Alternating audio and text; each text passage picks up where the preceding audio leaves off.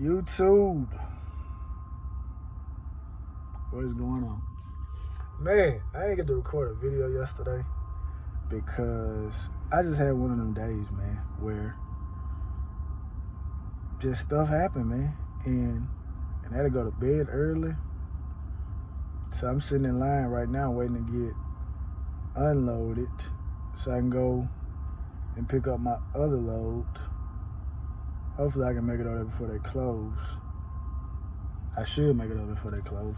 I'm probably about 10 miles away. So anyway, so yesterday I'm riding. I see the check engine light come on, then it started flashing. So when it started flashing, that means like it's imminent that, we about to cut off. We about to cut off. So,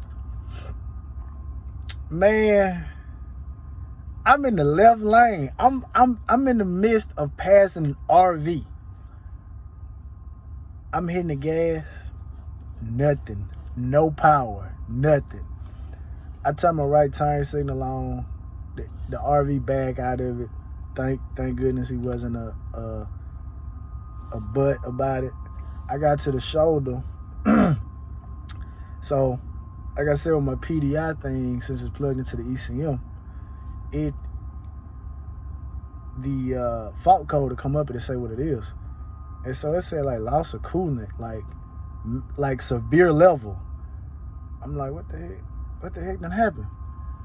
So man, obviously I'm on the shoulder, so I hop out the passenger side, and it's just pouring out. It was a little hose. That hose was probably like half a foot long, and it runs. I don't even know what the hose is. Honestly with you, I don't even know what it is, but it had it had a gash in it.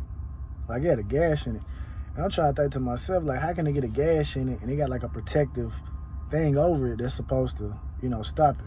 So it dumped all the coolant out the truck. Like, just dumped it all out the truck. And like, as I was looking back, setting my cones up, I could see the coolant, where it just went. So I called maintenance. They got somebody to come out there. So the guy hooked the hose back up. And I'll be honest, because I made this mistake in the past. We didn't sit there and let the truck run long enough. So we put in about 8 gallons of coolant. Put in 8 gallons of coolant. And I said to myself, that ain't enough. I know it's not enough because everything is out. I know this joker holds at least 10 to 11 gallons. That ain't enough. So, but I let the truck run. I turned it up to high idle. I let it run like that for about five good minutes. And check engine light didn't come back on. So I said, cool, so I'll take off. Took off. Check engine light popped back on. I said, man. I said the good thing, I'm by exit. I got a half a thing of coolant, in the truck. So if it cut off, I should have enough I should be able to pour that half in there. I should be able to get to the truck stop. No. I pulled off to that shoulder, man. I had to walk a good, I don't even want to say it was a mile. It may have been a mile. I had to walk a mile to the store. And luckily, because I had some coolant still in the truck, I still had it in the box that I brought it in. So I had to get the coolant out. So let me slow down. I got the box out of the truck and I walked to the truck stop. And so I walked around. I said, man, I only see 2 things of coolant. And so I asked the manager, I said, hey, this on the coolant y'all got? He's like, we got some more right here. I was like, oh, okay. So I just bought 4 jugs of coolant. So coolant is heavy after a period of time, of course.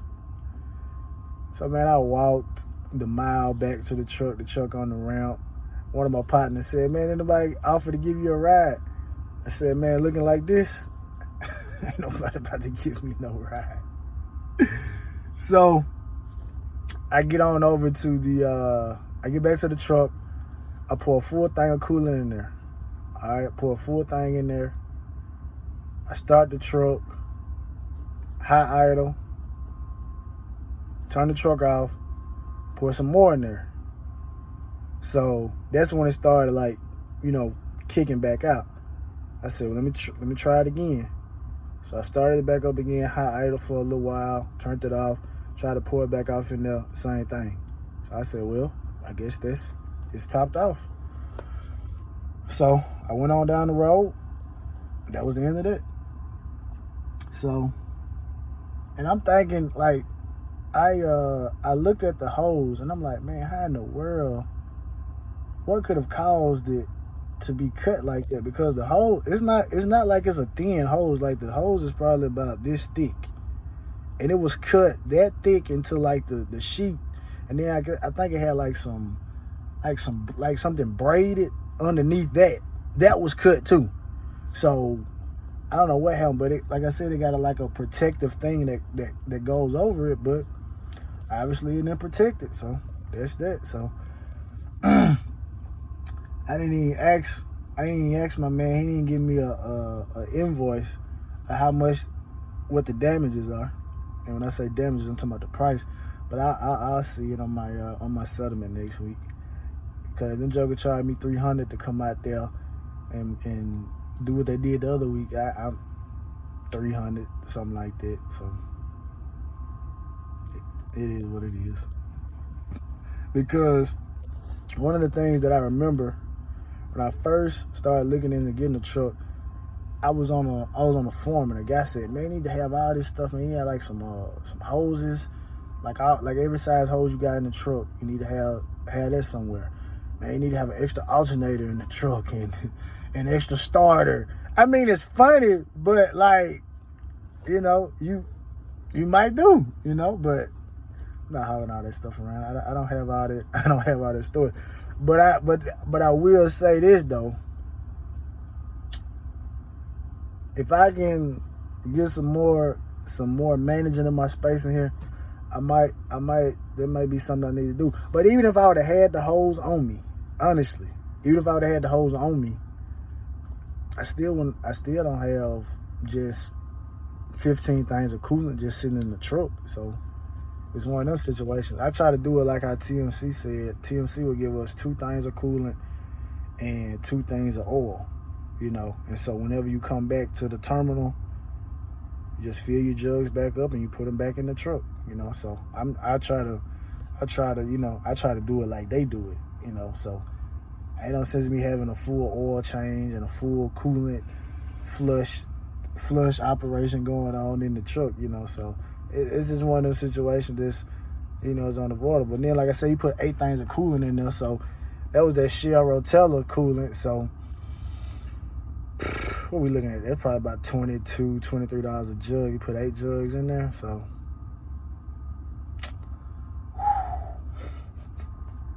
we talking about over $100 just for the coolant, and I still had to go buy 4 jugs at $82. So I still had to go buy 4 more jugs. So that was $82. That's $82 on top of whatever it is that they charge me to come back out here and get it. So yep, but it is what it is.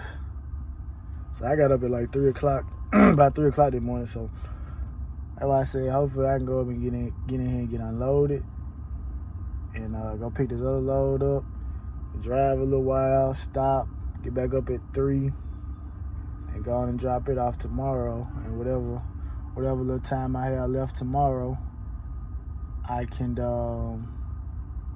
pick up another load for the weekend, because I said I was going to ride that weekend. So hopefully it'll be worth my while. If not, I might swing on back through the house. But I know those loads, they go back up north. So it is what it is. But anyway, man, I'm gonna get back to y'all, man, and hopefully they'll get me unloaded before too long.